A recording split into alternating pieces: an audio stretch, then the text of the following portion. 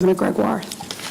Well, first of all, thank you, Diane, and to the Climate Registry, and Vicki, to you from the Georgetown Climate Center, and thanks to all of you for coming today. I'm delighted to join with this panel. Right now, I think it's fair to say that many across the world are looking to the United States to finally exercise some leadership when it comes to global climate. And I'm sure there are those who are wondering, whatever commitment that may be made, can we count on the United States to fulfill its commitment? And in fact, I think there are those who are wondering, since Kyoto, what, if anything, has the United States done? So I want to start off by saying to the world who has that in their minds and in their hearts, I want them to be assured that we have been and we will continue to do the right thing, and my fellow governor who's joined me today and many more who can't be with us today are an example of that. The governors and the premiers who sit before you fully understand what's at stake, not only for the globe and how important it is for all of the world, but also the negotiations that I hope will bring a fruitful new energy and new commitment across the globe for generations in the entire world community.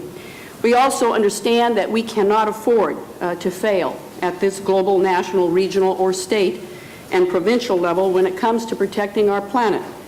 The fact is, it's not going to be easy. The United States can't fail. The United States will not fail. We have got to do this, and we've got to do it together. It will not be easy. I can personally attest to that. The political battles in my own home state were challenging, but we have prevailed. And we're here to say we are by no means done. There's a lot more to do. We are blessed to have some wonderful partners from Canada who've allowed us to go across international borders and say we can do it working together and exercise leadership. The work of the leaders in this room and others, again, who can't be here are in an excellent position to deliver. President Obama has put an emissions reduction target of approximately 17% by 2020 on the table, in line with the current legislation that's pending before the United States Congress. We'll wait to see what emerges from the U.S. Senate, but there is bipartisan talk going on. It's with Senators Kerry, Lieberman, and Graham.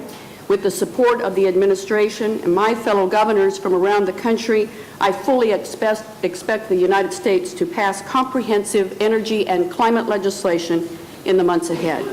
And I expect that that legislation will create a strong state-federal partnership to deliver on the promise of a clean energy economy and reduced greenhouse gas emissions. While I strongly believe that a federal law is the absolute best way and a necessity for us to accomplish our goals, it is by no means the only way, and I think the states and local governments have been showing that. Based on the work that's already been done by U.S. states, we are moving toward our own goals. Some of you may have seen a new report by Environmental America that says actions already taken by the states would reduce U.S. greenhouse gas emissions by 7% in 2007, from 2007 emissions by 2020, and that's if nothing else was done whatsoever. But we already know for a fact that we are doing a whole lot more and prepared to do still more. States that are participating in the Western Climate Initiative, we have now grown to 7 states who have signed 4 provinces, and all of the Western states are actually at the table and discussing. We have agreed to institute a cap and trade plan by 2012, which would place a cap on 90% of all greenhouse gases in the region and set an emission reduction target of 15% by 2020. I know Governor Doyle and Premier Selinger might talk also about the Midwest Greenhouse Gas Reduction Accord that they have in place. Between the Reggie states, which are the eastern states, the Midwest states, and the western states, we are 23 states that have taken up the lack of leadership that was happening in the past in the United States. That's almost half of the U.S. population and over half of the U.S. economy.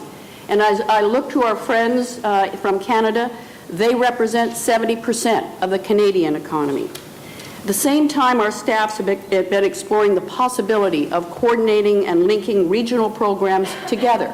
So possibly we'll take the western states, the Reggie states, and the Midwestern states, unite as one, all 23, and invite the rest of America to join us.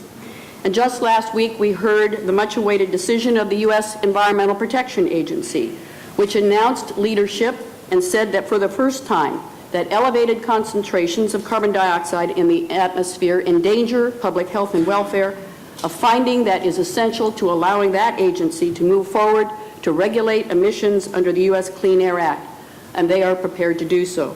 So with all of these possibilities, I say with confidence that the United States will find a way to meet our commitments to global climate change.